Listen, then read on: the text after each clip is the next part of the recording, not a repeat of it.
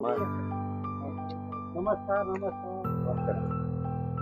ह्या दिवसात जिथं विहिरीला 108 फुटापर्यंत पाणी लागत नाही तिथं झिऱ्यातलं पाणी या नदीत उपलब्ध आहे. हे या कामाचं खरं यश. आणि इथं 2 जरी पक्षी पाणी पिऊन गेले तरी या सगळ्या कामाचं समाधान आहे. त्यामुळं मग या शुभ कामासाठी जो मुंगी इंजिनिअरिंगचं मदत झाली त्याबद्दल आमच्या सगळ्यांच्या वतीनं खूप खूप धन्यवाद मॅडम. परोपकारार्थ बहंती नद्या म्हणजे दुसऱ्यावर उपकार करण्यासाठी नद्या वाहत असतात.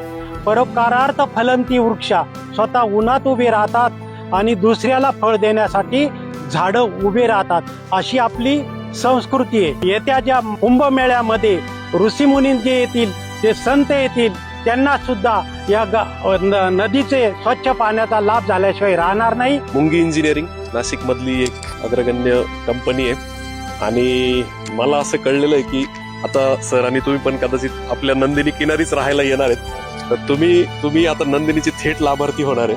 ते ही एक ओळख मला सांगायची होती. तर काय होतं की कनेक्ट असला पाहिजे नदीशी आणि ते अजून राहायला आलेलं नाही तेव्हाच त्यांनी एवढं काम केलं.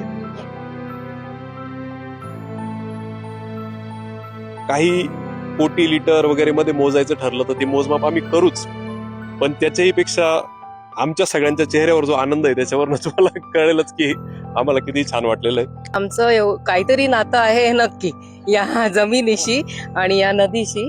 आणि याच्यासाठी म्हणजे आय एम लुकिंग फॉरवर्ड की पावसाळ्यामध्ये पूर्ण हे आता भरपूर पाणी याच्यामध्ये दिसलं पाहिजे आणि भरभरून अगदी सगळ्यांनी याचा मजा घेतली पाहिजे. ऑफकोर्स सगळ्यांना याचा फायदा इकॉनॉमिक जसं हे म्हणाले ते जास्त महत्त्वाचं आहे.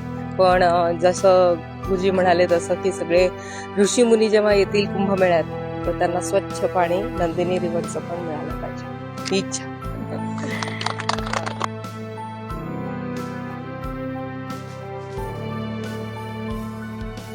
नंदिनी माता की, नंदिनी माता की.